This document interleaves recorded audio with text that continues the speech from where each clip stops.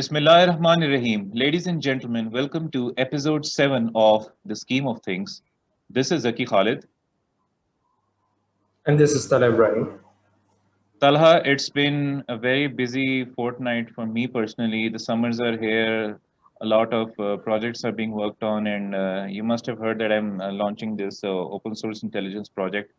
So these things have kept me busy, and apart from the fact that there is an intellectual rigor involved, the blazing heat outside is not doing any favors either. How are things in at your end in Rawal in Islamabad? I think the climatic aspect is quite similar. Uh, I'm facing the same brunt of heat as you are facing in Rawalpindi. In fact, yesterday there was this raining going. This slight drizzle happened in the Blow area, and I got to know about it from someone. And I was in this sector D, and here it was quite hot. And the good news for some people is, and many might find it odd, that the mango season is around the corner, and you might be surprised to know that I cannot eat mangoes. I don't appreciate mangoes at all. So a lot of many people raise their eyebrows that I am an oddity here in Pakistan. Do you like mangoes? Yes,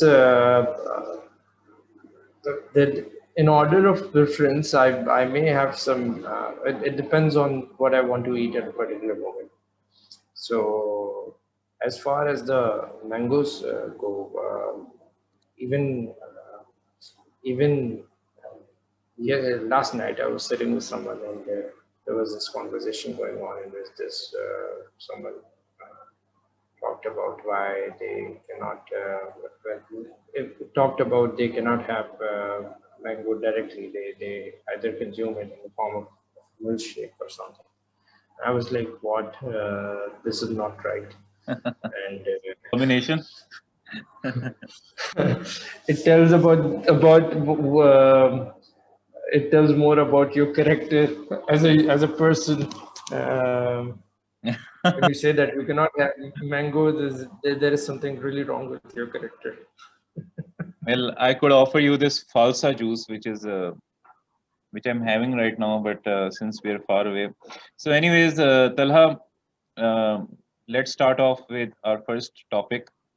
And the topic which I have chosen to commence this episode is the approval of LY-80 engines for T-129 attack helicopters to Philippines. Now, let me just give our viewers some context. You remember we discussed that the US imposed CAATSA sanctions on Turkey in December 2020. It was mid-December, and it was basically in response to Turkey's acquisition of S-400 anti-aircraft missile defense system from Russia's Rosoboronexport, and that and those sanctions they targeted the Savunma Senai Bashkanligi, the Presidency of Defense Industries.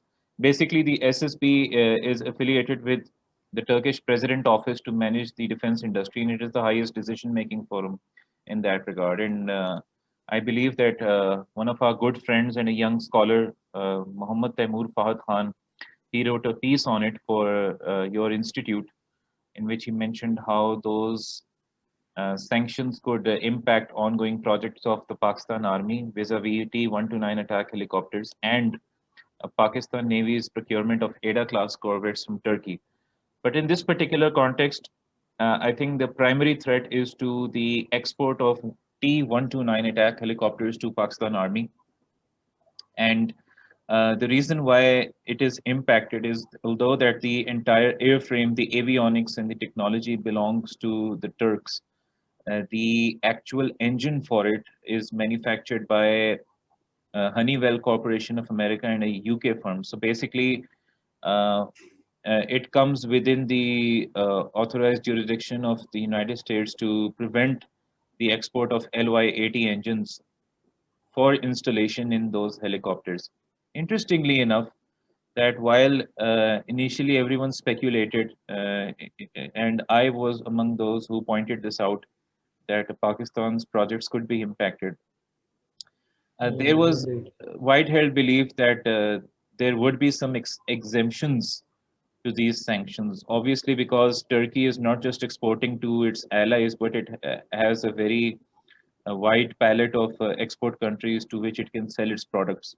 And interestingly enough, before I heard this news, I was personally not familiar with the fact that the Philippines, a country in Southeast Asia, is also among the clients for Turkey's T-129 attack helicopters. So I came across this very interesting news, which was published in a Turkish newspaper, and it says that the US approved export licenses to Turkey for the sale of six T-129 tactical reconnaissance and attack helicopters to the Philippines. And it mentioned that the LY-80 engines, which are part of these helicopters, are manufactured by Honeywell and the British company Rolls-Royce. And the particular brand of the engine which they've allowed to export is the LHTEC T800 4A turboshaft engine. And these engines are basically mounted in pairs on each helicopters. So unless you have those engines that power and that drive, those helicopters cannot be powered. And obviously, there could be some arrangements in which, for example, Turkey or the Philippines or some other third country could provide alternate engines. But the T-129 helicopters were primarily designed in a way that they could be ideally and efficiently powered through these engines. The optimal performance actually is dependent upon these US and UK made engines. And the interestingly enough, that although the sanctions were imposed by none other than the highest levels of the US government after being taken notice by Congress, the US Congress, this time around, the authorization was not given by Congress because it was there not many votes were required. So it was directly cleared by the US State Department. And we all know that the US State Department, despite the fact that the regime now is of President Joe Biden and not former President Donald Trump, they are very much adamant to take forward the Indo-Pacific agenda, which was initially a pet project of President Joe Biden's former boss, President Barack Obama, and the pivot to Asia Pacific strategy. So they want to continue that legacy in an enhanced manner, and they want to take that aspect forward from the Trump legacy. And so the fact that they have given exemption to the Philippines is very interesting. Now, the Philippines could be provided alternatives. They could be offered French alternatives or uh, America's own F-35 aircraft, which are considered one of the most expensive and agile in the world. But instead of offering them many alternatives, they relented to the fact that if Philippines is has decided on something, then they should be given that. Now, there is one aspect to which needs to be mentioned. As you know, that President Rodrigo Duterte of the Philippines, he has been swindling in between the US camp and the China camp. And while he is known to be looking China in the eye when it comes to development projects and so-called debt-laden diplomacy in his country, some projects going on, at equal terms, he knows how to poke Washington and try to gain benefits from them on the pretext that unless you help us, we won't be able to counter the so-called Chinese threat. Now, obviously, he has never used these words, but he knows that in order for the Philippines to be able to balance itself between these two great powers, he is in a unique position to enjoy benefits from both. And the strategic location of the Philippines itself, excepting, of course, Japan and Korea as the primary basis for US, it is singularly important for Washington not to piss off Duterte. So what they did was that instead of offering him alternatives, and because if the US offers alternatives, they'd have to go into high-level ministerial dialogues and meetings between personnel, for example, 2+2 meetings, or some other arrangements that would require a lot of paperwork, and then a lot of time would be wasted in bureaucratic maneuverings. And the fact that Philippines would most likely not be in a position to buy US hardware, or the French would not be interested in selling their aircraft, etc., to the Philippines. So I believe that the fact that they've let Turkish products be purchased by the Philippines and just let the whole thing look the other way, basically. So that's what I think it is. They've decided to look the other way because it doesn't place any financial burdens on the Philippines. They won't come. They won't approach Washington for any extra financial assistance or for finding an alternate, and the U.S. can just uh, stay behind at a safe distance and just look at what's going on. And meanwhile, the fact that is most important is that this same engine, this same helicopter that Pakistan needs, the contract which Pakistan signed with Turkish aerospace industries, it is almost 12.5 billion Turkish liras, which amounts to approximately $1.5 billion. And Pakistan Army actually requested 30 helicopters. 30. Now, the Philippines wanted 6, Pakistan wanted 30. Here's the interesting thing. Is the Philippines part of a regional conflict which requires immediate political support, and hence they're being given this advantageous bargaining? Or is it Pakistan which is supposedly the guarantor of a graceful drawdown from Afghanistan that needs to be more, you can say, more accommodated and more catered for in return for political and security support? So I think that's the irony here, that the fact that Pakistan has not yet been able to take exemptions for itself, and the Philippines being a island country, an archipelago in the Southeast Asian realm, and it's not in a conflict zone either. There is no conflict in any of the periphery of the Philippines. And the fact of the matter is that even if there might be some simmering tensions on and off between Japan and China, or China and Korea, but Philippines has nothing to do with it. So why is exemption being given to the Philippines and not to Pakistan? There are two probabilities only for this. I believe the first probability is that Pakistan has never even looked into the matter with the amount of seriousness that it deserves. Because obviously, if we expect that the US will itself come after Pakistan and ask them to take exemption, that's not the way global geopolitics works.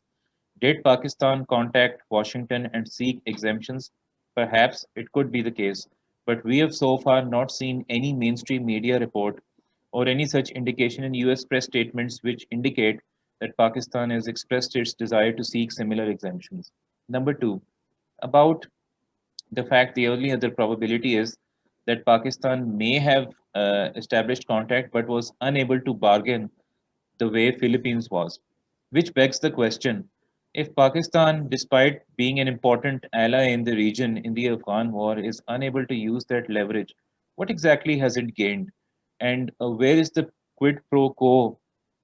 When will it use its quid pro quo options to avail these benefits? Now, lastly, I think the fact of the matter is that for the Turks, at least, because $1.5 billion as compared to just 6 helicopters from the Philippines, that's a big deal. And losing Pakistan as a client, let alone as a brother Muslim country, I think I personally believe that the Turks themselves may have definitely asked Washington to seek similar concessions for Pakistan. It's in Turkey's own economic interest.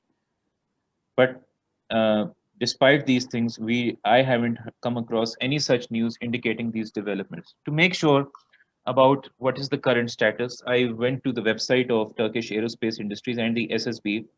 I was trying to look up any recent press releases or statements which indicated that similar developments are being made, but I found no mention of Pakistan at all. So I believe that if this continued imposition of sanctions remains, and Pakistan is unable to seek those helicopters, then it may be left with no option but to look elsewhere, perhaps look at China, I believe, or it may look to Italy. That could also be a possibility. And if Turkey is serious about it, then I believe that in this particular case, the onus is actually on Ankara to try to negotiate with Washington, because it is Ankara's internal problem that their S-400 deal angered the Americans. Pakistan has got nothing to do with it. Pakistan is just a client state. So we'll have to wait and watch. But in summation, I would just like to point out this shows the duplicity of the Americans, that Hmm. their priorities are very wrong. It's understandable and quite reasonable to expect that they would support the Philippines and make exemptions for it being a critical one of the critical countries in the Indo-Pacific. But look at the priorities, how misplaced they are, that it is Pakistan actually that needs to be catered and pampered more in view of the Afghan drawdown as compared to the Philippines. So I think the priorities are very wrong, and the Pakistani diplomatic machinery should consider talking to the Turks and try to find a workable solution for it. Absolutely. It also begs the question about the rules-based dealing that the US talk about. See, it reflects that there are two types of rules-based dealings that are going on. Uh, at one end, US is due to CAATSA CAATSA, US is sanctioning any such sales that are happening to Pakistan vis-a-vis Turkey, of course. But on the other hand, US is allowing Turkey to supply these attack helicopters to Philippines. So when the US talks about the rules-based audit, it then it is natural for the people in Asia who are looking at this whole uh, quad phenomenon that is emerging, who are trying to analyze it and trying to not only analyze quad's behavior but also how the US is dealing with this competition. Uh, see, uh, ascribe that level of seriousness to US claims about rules disorder, because I personally I feel confused about it. Absolutely. Here US bypasses the Congress, the State Department allows, and the deal happens.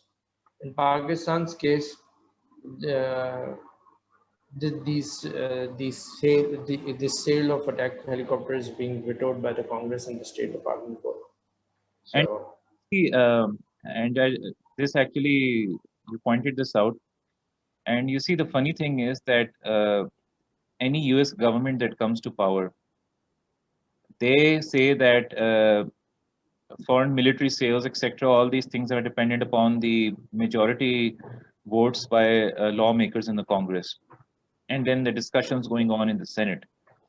Now, you see, this example shows that in this particular aspect, the State Department itself, as an institution of the political government, it has the mandate without even going to the Congress or other lawmakers to approve this thing. And this actually shows that if the US government wants, the government of President Joe Biden, it cannot cite a similar excuse that its decisions are dependent upon Congress, etc. It has the authority, it has the mandate, and if it wants, now that is totally dependent upon the US's own political ambitions. If it wants, as a gesture of goodwill to Pakistan, it can make similar exemptions. Otherwise, beating around the bush is very easy for them. it is just a way of facing, in fact. Going to the Congress and getting it vetoed and like, okay, the Congress has vetoed it. Okay, so I'll be discussing this new strategy document that has been released by China's National Defense University in August 2020. So this document was last published in 2017. Now it has been released once again last year. So the revised version of it has come out. It is a core textbook for senior PLA officers on how wars should be planned and conducted at the strategic level. So just to give you a brief insight about the changes that have happened in the last edition and the latest edition of this Science of Military Strategy textbook. This this one, the latest one, contains new details on wartime political work, intelligentization concepts. So we see this thing informationization of war. Now they are talking about intelligentization of war. This textbook has some important aspects that I'll be discussing. So starting from what is new in this Science of Military Strategy handbook, the latest edition, there is a renewed emphasis on wartime political work. How is there? How do I consider it a renewed emphasis? Last time, it's not. See, this time there have been discussion on how to formulate political work plans and requirements, and there is this emphasis on exploring a new model of political work plus information and network information involving the more active use of social media platform such as WeChat and Weibo. Uh, there is this understanding since the time of Mao that propaganda is an integral aspect of any warfare. But now they are including these social media domains, and they want to be in more control of what is going on in social media uh, during the time during wartime. So there is this growing realization that the social media domains need to be controlled. And another important aspect that was quite interesting for me is this notion of intelligentization that has come out. So intelligentization, in their parlance, it refers to military modernization. And this military modernization, unlike the military modernization that happens, this military modernization is more about the introduction of cutting edge technologies, um, the future and emerging technologies, for that matter, such as AI, robotics, biotechnology, Swarm drone. hypersonic, yes, swarm drones, and big data analysis. So we see that China has been studying these issues for a number of years, and now it is including all these cutting edge technology and scientific stuff in their doctrinal teaching materials. And just to give you this uh, just to give you a sense of this Science of Military Strategy textbook is basically written for the, uh, the, the people who are in the command position in PLA. Middle to senior level officers. Yes, in fact, senior level officers, colonel and above. Colonel and above. Indeed. Yes.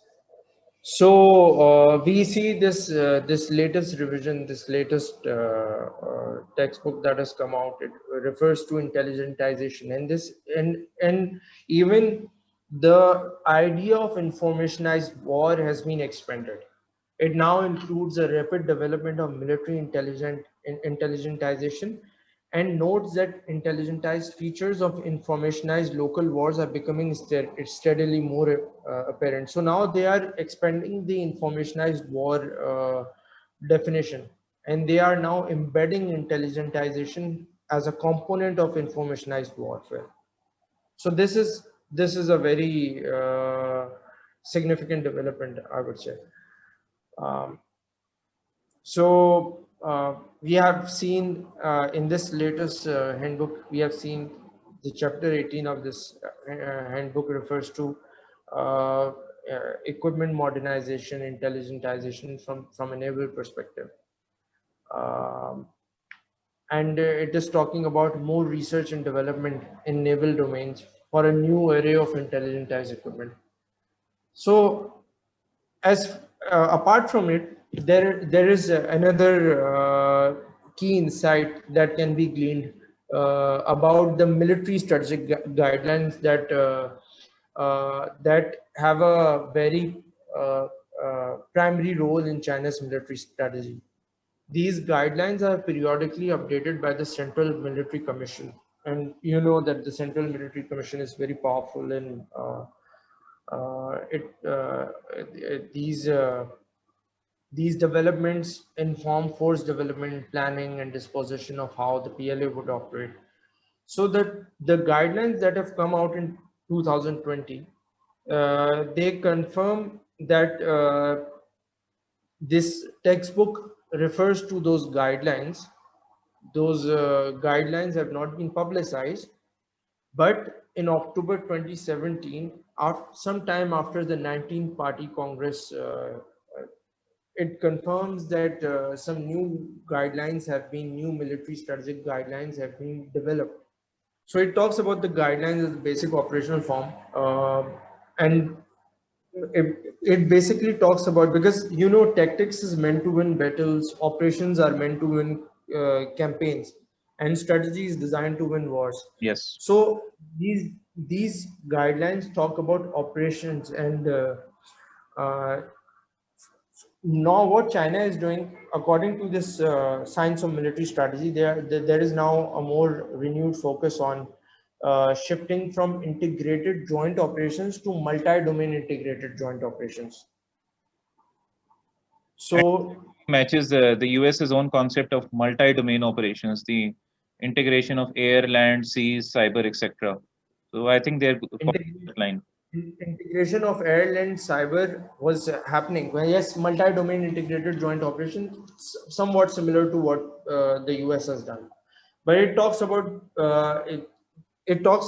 the advanced stage of joint operations consisting of a high level of operational coordination across various domains, including land, sea, air, space, cyber, even electromagnetic spectrum, and also the cognitive domain.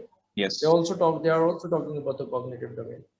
And they actually, So their focus is more particularly on the cognitive domain, the psychological aspect. yes, another key input that I could extract from this the document that has come out is the focus on maritime operations. So it has talked this science of military strategy talks about maritime maneuver operations. It describes joint operations that aim to achieve control over important sea areas, quote unquote, and important maritime passages.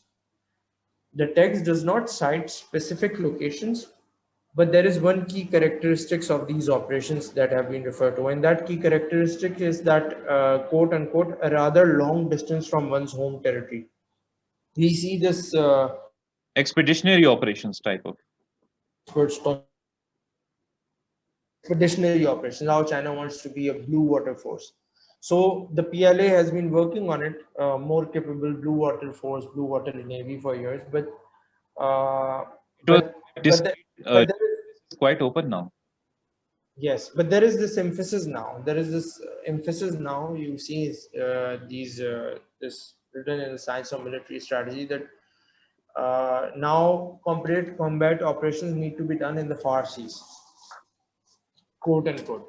So this is what these were some of the key highlights in the Science of Military Strategy document. I would enumerate them for our viewers once again.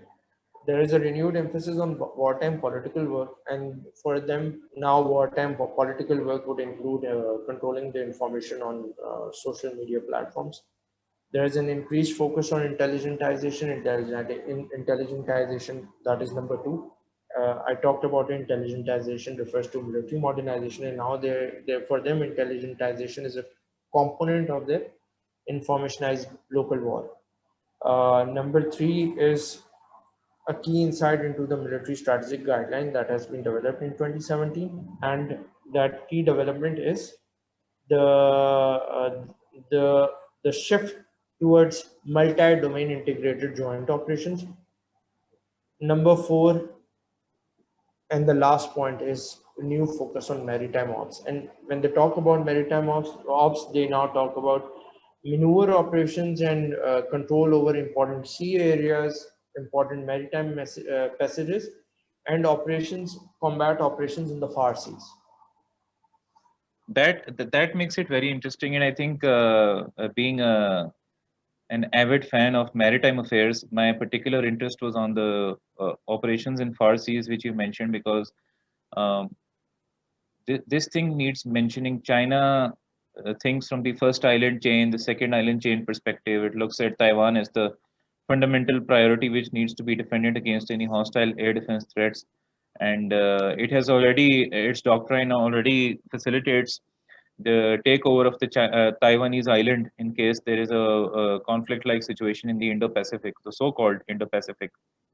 And the fact that they've mentioned far seas now, if you studied the geography of China and its periphery, whether it is the Southern Fleet or its Eastern Fleet, the seas, the Sea of Japan, the Korean Sea, and these other locations, including the Malacca Strait, they are not considered as far seas.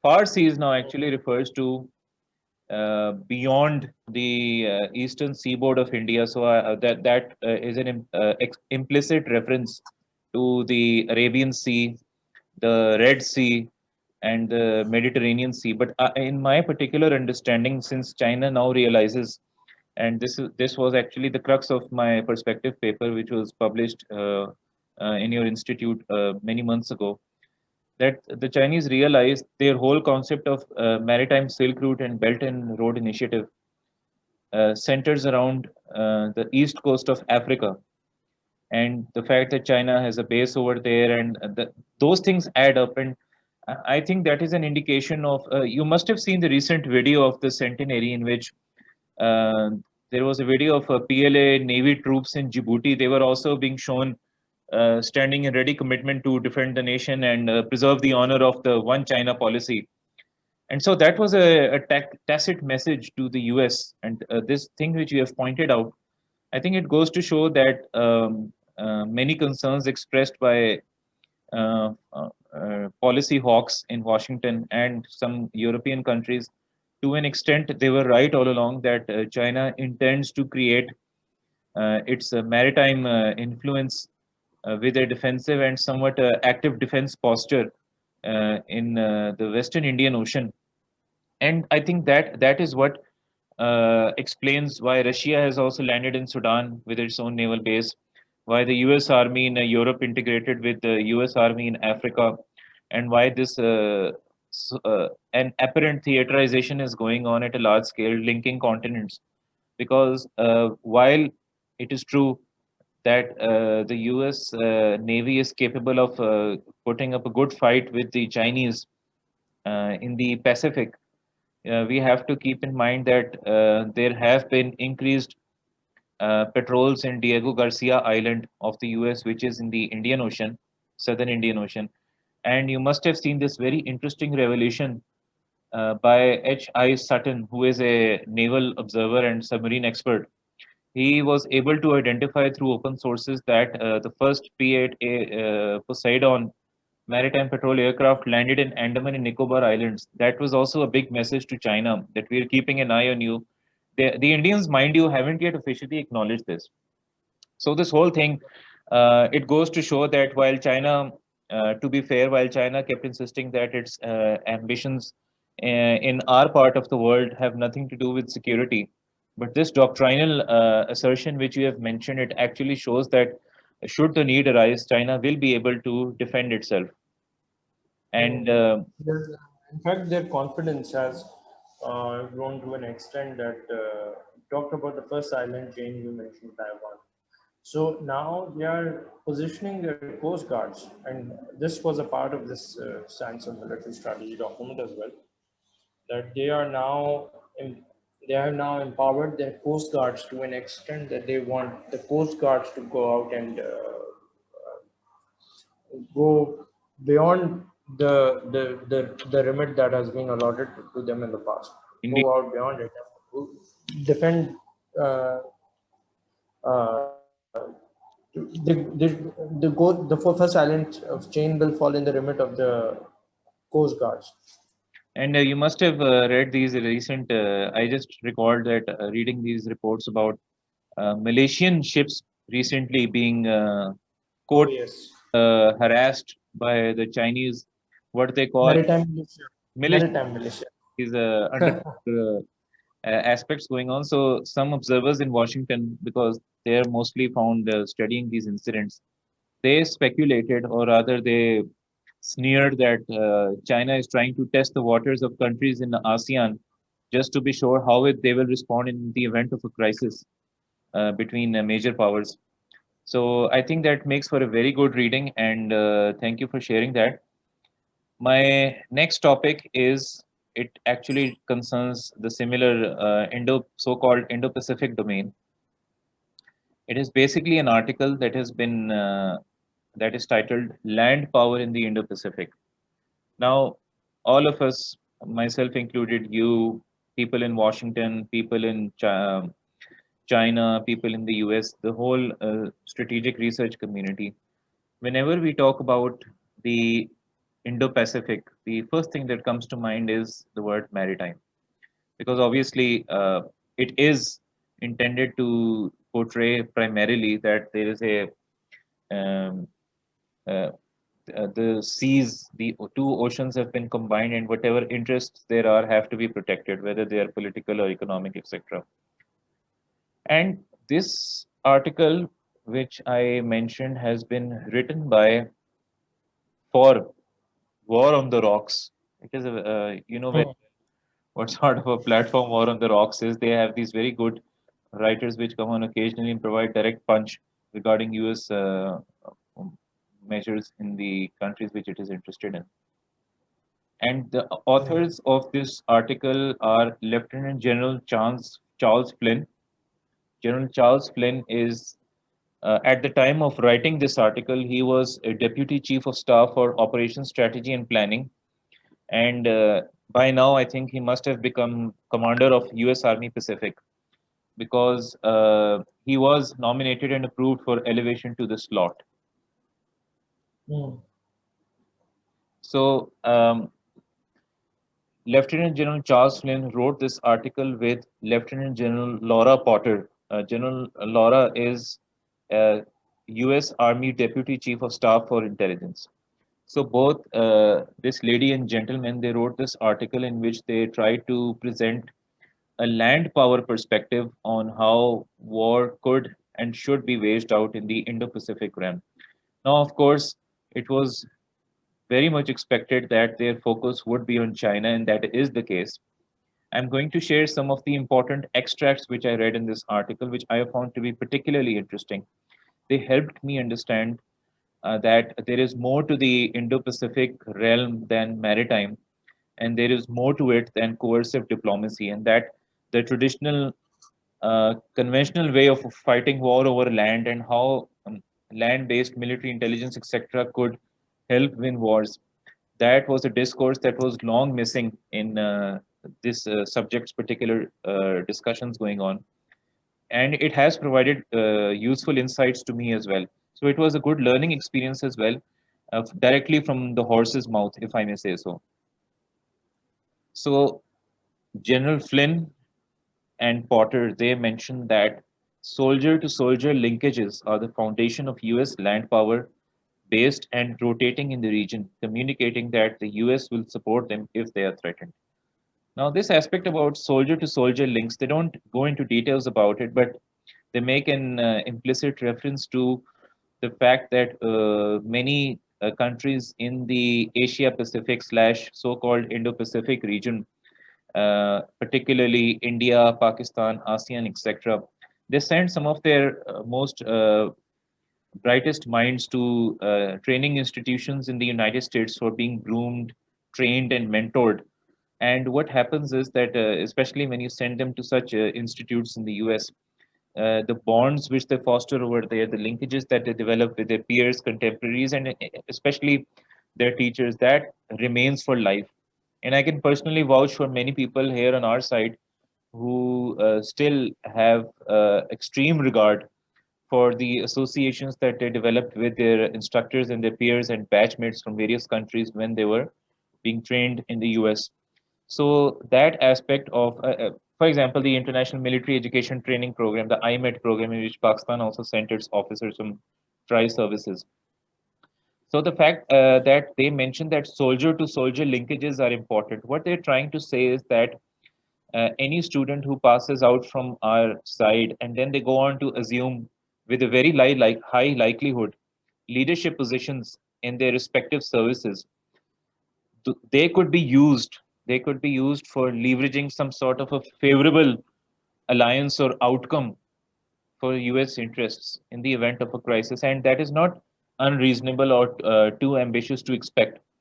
Mind you, the fact that foreign trainees are sponsored by residents in the US when they want to come for training, etc., and the fact that there is a lot of investment on them, and they continue to be engaged by US defense companies vis-a-vis those same offices in the Department of Defense, the Pentagon, it goes to show that that network remains sustained. So what I think they're trying to do is, instead of referring to military diplomacy, which is a very broad domain and involves foreign ministries and defense ministry, they are talking about direct people to people relations at a service to service level. That person to person relation, I think, is going down at the very tactical level, and I consider it a very ingenious method of trying to sustain partnerships so that in the event of a future conflict they are able to differentiate between what help can be expected from certain lot of people and what cannot. So leveraging relationships with people who have developed links with US soldiers, airmen, or uh, these people in the Space Force, etc., or other Navy men, etc., seamen. These relationships, uh, these are going to be fostered and sustained in the pursuit of coming land power operations in the future. So, if people, for example, when you talk of China, if we are looking at the increasing rate of Indian officers, particularly from the Navy and then from the Army who are being trained in US military training establishments, those leaders of tomorrow are worth looking out for. And the next point which they mention is that Army land power affords the entire military the ground network of logistics, protection, intelligence, fires, and command and control. This is a lot of typical doctrinal jargon. A lot of fancy terms have been used, but getting down to the crux of it, they say that the ground network of logistics and other infrastructure support cannot be replaced. And I think that is something that a lot of people were undermining, because no matter how many advanced naval vessels you have or satellite support you have, or for example how much air power you have, the fact remains that if there is one intelligence and reconnaissance ship which is floating around in a combat area, it can be taken out. If there is satellite, it could be taken out by anti-satellite weapons.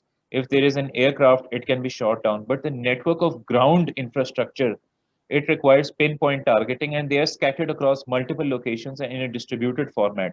And that makes it quite tedious and financially costly for the adversary in terms of collecting intelligence and then trying to actually strike at those.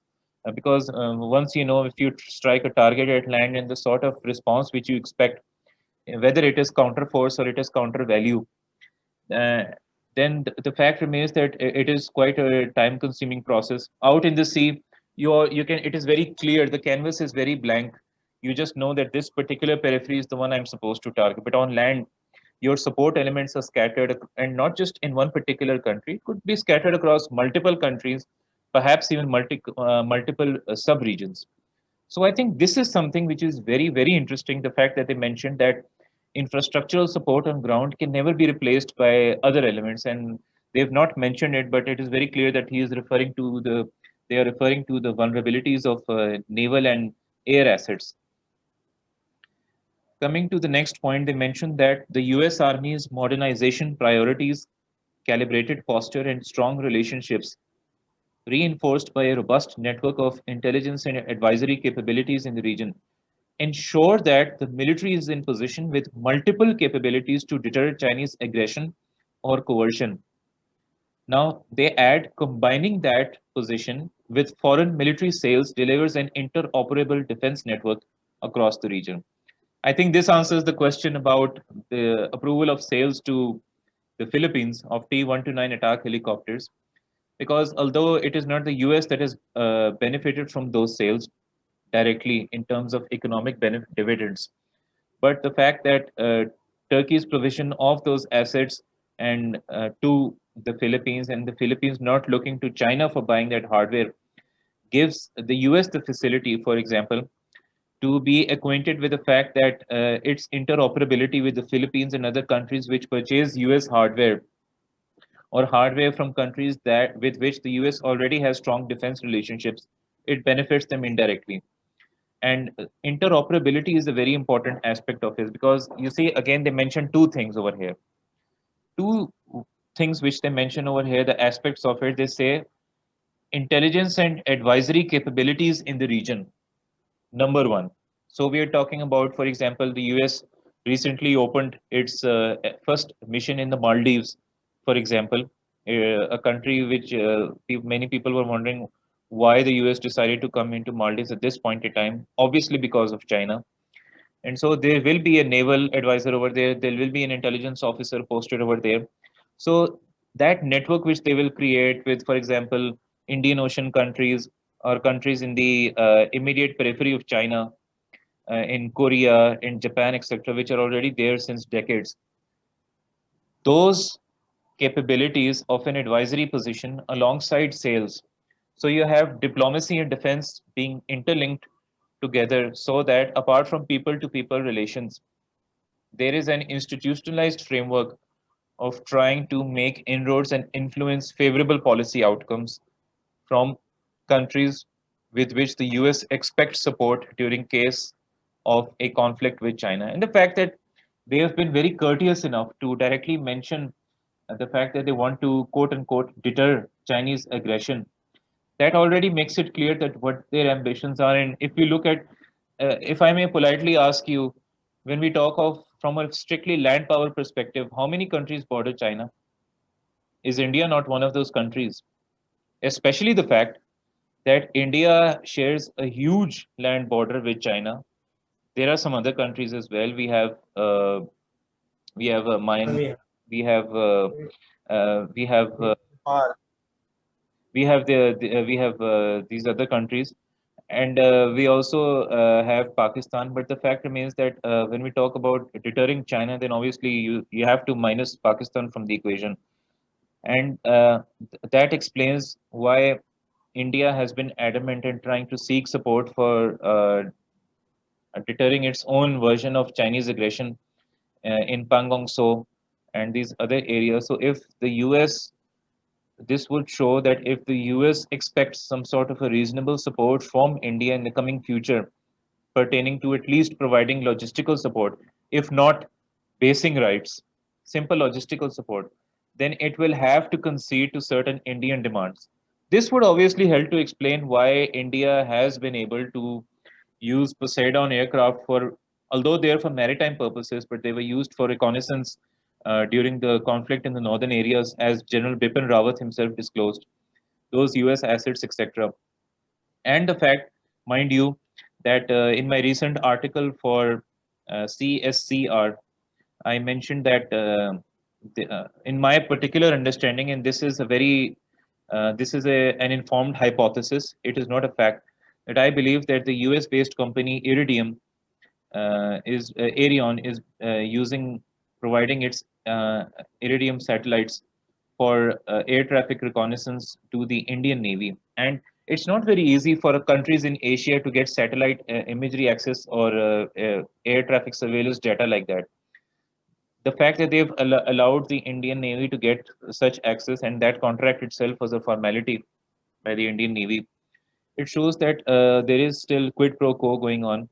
And in the future, it will be reasonably expected that any countries which are being favored by the US in extraordinary circumstances, again, coming back to the Philippines, if the Philippines has been given that exemption, it shows that the US would expect some sort of a favor in the future when it comes to conflict with China. How that materializes, whether it will materialize or not, time will tell.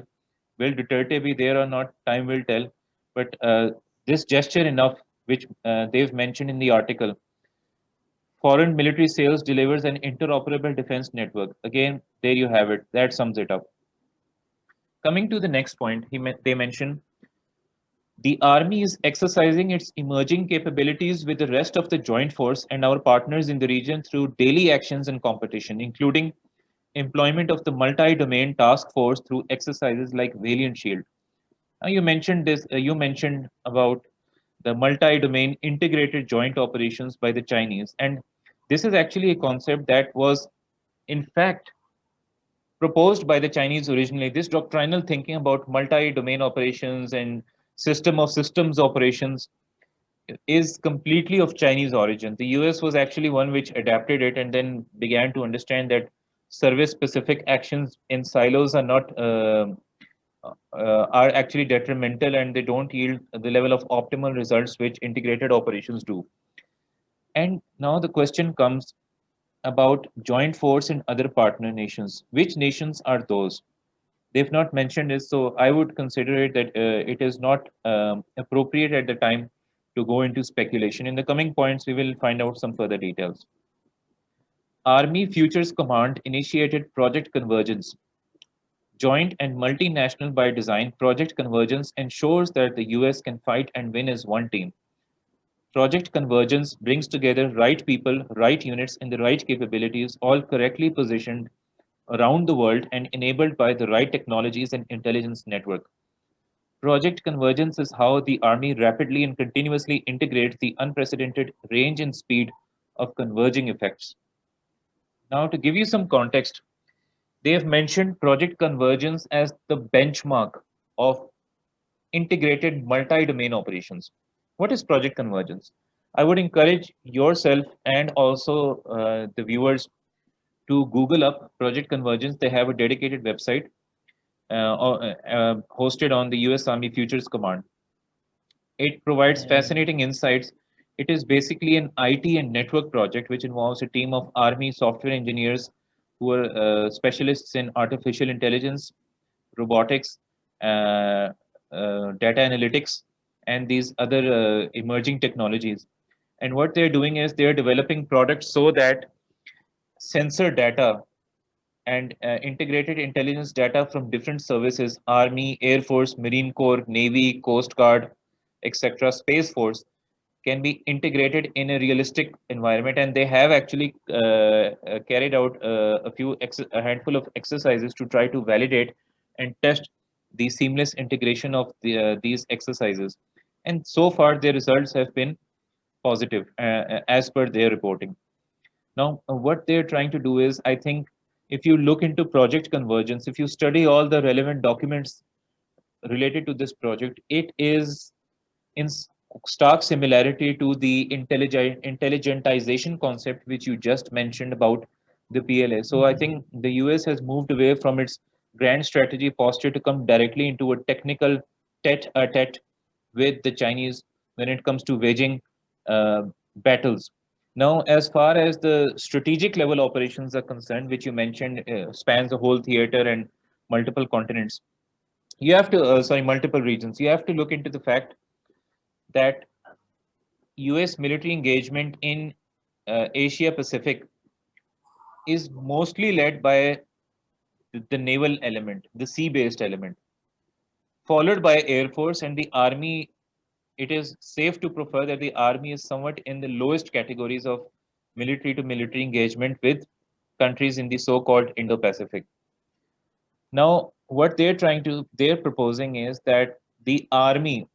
It's interesting to point out that this project could have been started by any as a service, but the fact that Project Convergence is led by the Army is also indicative of the fact that the Army wants to retain overall decision-making dominance when it comes to integrated operations against a hostile adversary. And the fact that the Army is taking the lead in Project Convergence and they want to take along other sister services alongside. It goes to show that what the US Army Pacific at least expects in the future is that any conflict scenario with China will be led by land forces through this project and their other ground networks, and the role of navy etc will most likely be just a facilitative role. It is the traditional sort of thinking, the orthodox Mm. method of thinking which you expect in US engagements uh, in other places.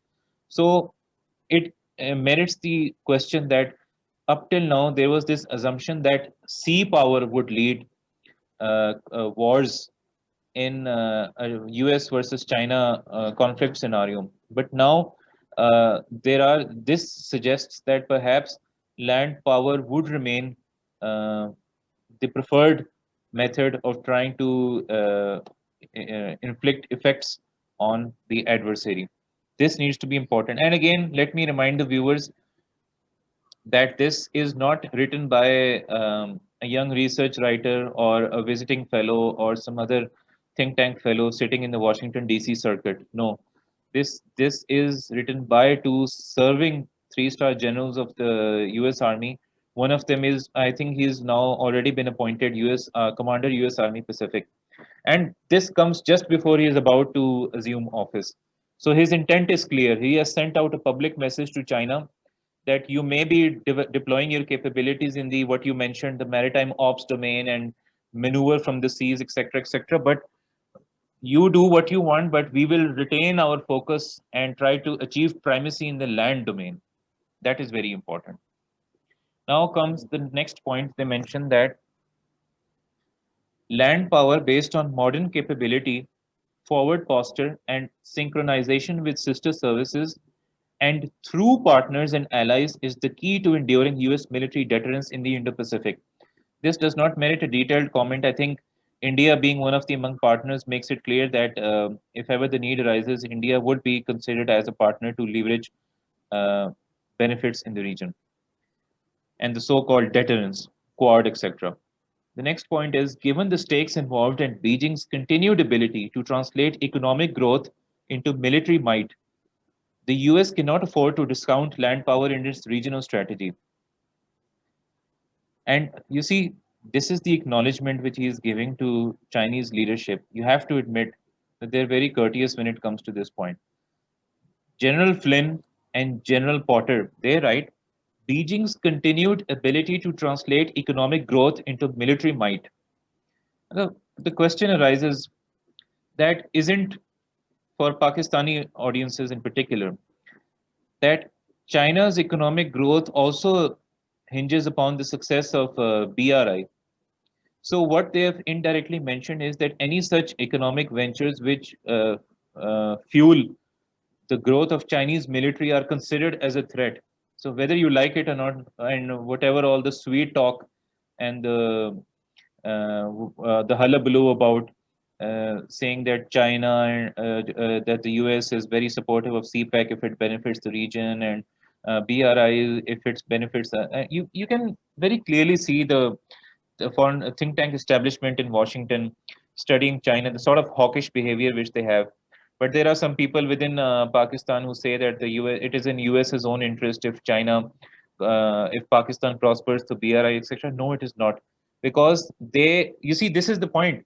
They have acknowledged the fact they perceive Chinese economic prosperity as a direct corollary to growing aggression of the Chinese military.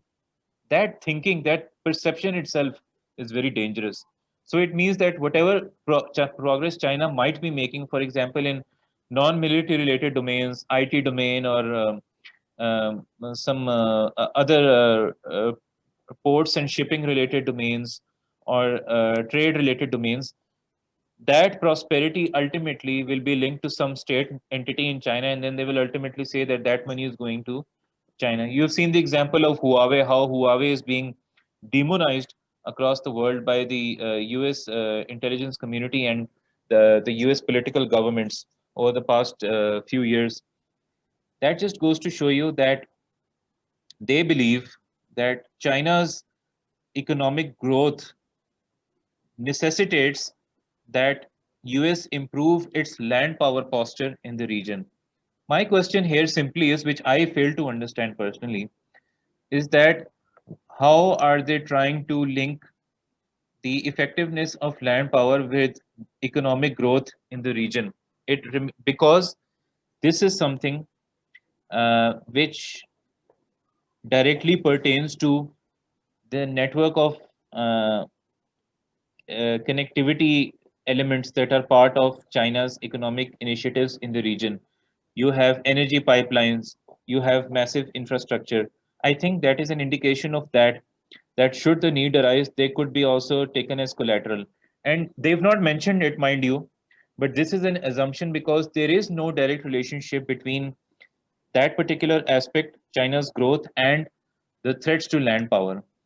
Could land power or land based intelligence assets target Chinese infrastructure, which would ultimately defang the PLA's warfighting capability? Because once a mega project has been degraded, then China would not be in a position to exercise the same sort of influence. This merits further attention, I believe, by policymakers in Pakistan also. Coming to the next and second last point, they mentioned that Project Convergence is the Army's contribution to the military-wide Joint All-Domain Command and Control, abbreviated as JADC2, concept where data will link together land, air, sea, cyber, and space capabilities.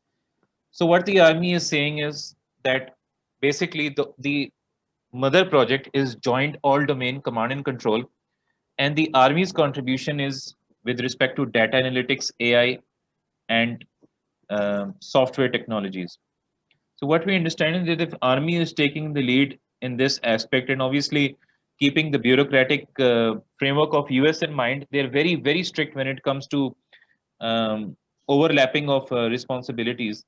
You cannot expect the Undersecretary of Defense in Washington to allow the Navy and Air Force to replicate the same sort of effort in these domains, analytics, AI, etc. Now that Army says that we are covering this front, the other services, what they are working on, I have not studied that as of yet. But keeping US's structure in mind, this goes to show that the Army will retain the upper edge when it comes to, because you see, it actually acknowledges in itself. Project Convergence is a key node in joint all domain command and control. So whether it is the data coming from sister services, air, sea, cyber, space, that data will pass through Project Convergence and be analyzed by it, be processed by it. So ultimately, it is the Army which will have complete visibility and control of the information flow that will go towards the theater commanders in the event of a crisis. And coming to the last point, See, yes, please. just an addition.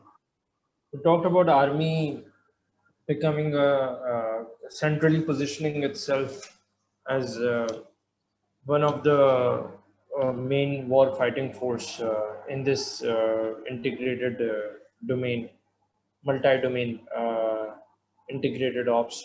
So I think that army, when you were talking about, you were putting this question, why army is gaining such traction in their thinking, is gaining such salience in their thinking. Even if we look 30 years back, 40 years back, the evolution of doctrinal thinking over the last couple of decades, you would realize this, that army has been the key node of whatever has happened. The ships and the doctrines. Even at the time of you see in 80s this notion of air-land battle coming out. Even at that time, army had the primacy. It had the primacy, and army had have this. You talk about institutional memories, and there is this thing they know they have done this in the past. Back in the 80s, they did it. It was a very limited sort of integrated ops between the army and the air force, air-land battle, and it focused more on the tactical side of things rather than the operational and strategic side of things. But now what they are trying to do on a much bigger scale that is relevant to the operational and strategic side, army coming in and be managing project convergence, it tells a lot about the institutional memory Indeed, and the institutional learning that they have garnered over the years. indeed, and actually, this also goes to show you that how ambitious.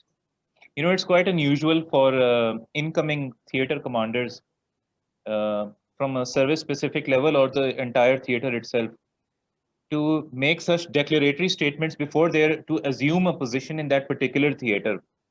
And I personally believe that the fact that they got this published after he was nominated, but before he took charge, was so that he could send a message to China. This is my personal inference. I may be wrong, and that they were trying to send a message to China so that they understand that the army means business, and that while China might be trying to focus exclusively on developing artificial islands and trying to create forward outposts and trying to improve its intelligence assets, that the US has you see the mind game over here is, and I find this to be very funny. They mentioned soldier to soldier linkages and partners and allies. So they've actually again tried to revive the paranoia within the Chinese that you don't just have to look out to the sea, you have to look around your borders as well. I find that very interesting. And this comes in the wake of the fact that there is still no complete disengagement between India and China in the borders. And if it also sends a message to the Chinese that if we all know that if we want to sustain partnerships and alliances in the region, then we are going to help countries that border you or have some sort of a territorial arrangement with you. We have seen some examples of how India has been trying to de-seat the KP Oli government in Nepal, and you've seen that there has been a political wreck over there. And just imagine that if a pro-Delhi government comes over there in Nepal, so you at least have two countries that would have an accommodative arrangement toward Washington, and the US has already been trying to reach out to Myanmar and some other countries as well, Maldives, etc. So that arrangement that it provides the whole context. That on-ground arrangement of trying to establishing a diplomatic mission in Maldives and re-engaging the Rajapaksas in Sri Lanka, all of these things add up together. And now coming to the last point of their article, which I found to be interesting, they have mentioned that General Flynn and Potter, they mentioned that by 2022, so this is like 1 year later, British and Australian militaries will be invited to take part in future iterations of Project Convergence. British and Australian militaries. Now, we've all heard of intelligence cooperation behind the scenes through the NSA, the NSA's Asia Pacific office, coordinating with Singapore, India, etc. We are talking about actual military intelligence cooperation. The UK, as you know, it has once again revived its nostalgic dreams of being once the major intercontinental occupier.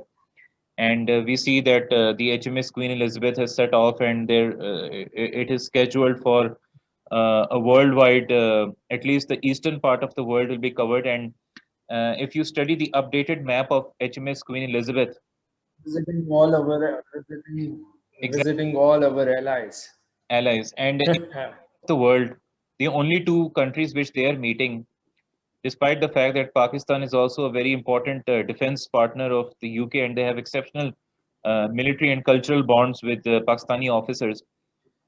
In Asia, they're in our part of the world, in the west side of the Indian Ocean, they're visiting Duqm port of Oman, a strategic port, and they're visiting a Yes. in India. I believe it is Mumbai or it might be Goa, but it is in the western seaboard of India. They're not coming to Pakistan. They're not going to the UAE. They're not going to any other country. They're going to two countries with which they have declared their intent. And I think earlier we discussed at some point the UK's own vision of the Indo-Pacific. It is somewhat. I discussed it in the previous program, and I mentioned how their language was very concessionary towards Pakistan, and they were very accommodative, trying to say that Pakistan is also special to us. They made special mentions of Pakistan on different occasions, but ultimately, when you see it over here on the naval front, they've not given any importance to Pakistan whatsoever, even if it is just for a symbolic visit by an aircraft carrier, which carries a lot of political signaling. And the next is the fact that project convergence. Now, the UK, as you know, we'll talk about this in detail in some other episode, but the UK, as you know, has laid out a new policy by which they have set up special rangers teams for expeditionary operations overseas. We'll discuss Hmm. that in detail. So, what the UK is also focused on trying to improve its land power posturing in the near future. And talking about Australia, Australia, as you all know, is part of the Quad, number one. And number two, Australia has exceptional relations because there is a Marine Corps, US Marine Corps detachments in Northern Australia. They have a permanent basing over there. So that element of amphibious war and now providing land support and engagement between the militaries, that I believe makes it clear to China that the UK and Australia, in the event of a future land power conflict, they might be taken on board for assistance. And I think it was somewhat inappropriate for the writers to take the names of Britain and Australia in the conclusion because it gives the impression that their consent has been taken on board in a posture against China. But these are the countries which we have to look out for. India is already expanding its relationships with Australia, but the UK is the odd one out. Pakistan still retains an overwhelming support within the UK defense establishments, and the fact that the UK is being brought into project convergence. The overall aspect, Talha, over here is that whether or not the UK and Australia or any other country, they side with the US in any conflict scenario. But engagement in project convergence itself shows that there will be interoperability in the future should the need arise. So training itself is also an indication that tomorrow you cannot discount there will be a 50% probability that if they need some support, then they will be over there.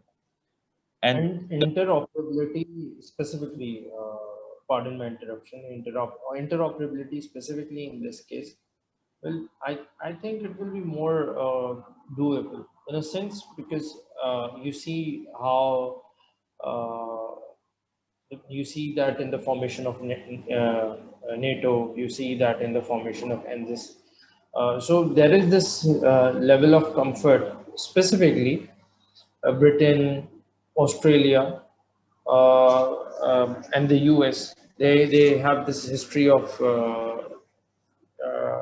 doing military operations together. So there is that. But I am more interested in seeing how this would play out in any like in if there is any likelihood of convergence, this possible convergence between the Indian military, the ops between Indian military and the US. So that would be something to watch, and I think that will be more difficult. That will be more difficult with Britain and Australia. It will be manageable, but not with India. indeed, and that is a good thing which you mentioned. Uh, an objective assessment would show you that the engagement between land forces of India and US is very weak as compared to Pakistan, for instance, if we talk from our perspective. Their cooperation at the Navy and Air Force level is very significant. But the land forces element still is not as yet to the level as you would expect from Pakistan. And I think, again, at the risk of sounding monotonous, I would just like to point out that uh, this is something which could involve India in the future as well. Uh, so Pakistan needs to keep an eye out on whether there is any sort of a knowledge sharing collaboration or training collaboration between the US Army Futures Command at Project Convergence and Indian military liaison officers or students over there. And I, for one, have been seeing a few research papers coming out by Indian military students in the US who have been writing on cyber and AI, data analytics, etc. So, if those thought leaders are, for example, tomorrow they are sent for further training or attached to Project Convergence, or the Indian military establishment decides to understand these niche technologies and contribute in their own manner, then perhaps the effects might not be there, but as far as the intellectual capabilities and the knowledge edge is concerned, then the Indian army would overtake our side of the world. And I think that would be a shame, really, if Pakistan is unable to look out for that or try to achieve similar objectives with its own set of partner countries. And ultimately, I think to sum it up, I think this article, I would encourage the readers and you also to read the article in detail and look up Project Convergence. I think it's quite visionary that they're investing so much time, energy, and effort, including finances, into this project. And now you mentioned the intelligentization of the Chinese. The world is moving in one direction, and it is high time that countries such as Pakistan realize that new and novel methods of looking into emerging threats and preparing for them in advance, years in advance, is something that we also should need to consider instead of engaging in the routine activities that we are engaged in. And with that, I think we have reached the end of our episode thus far. Tala, thank you for your time. And to the viewers, you can find further details on Project Convergence and the article which Tala mentioned, the English translation of the Science of Military Strategy. These make for interesting reading. Please do read those in detail. Thank you, Tala. Until next time, Assalamu alaikum.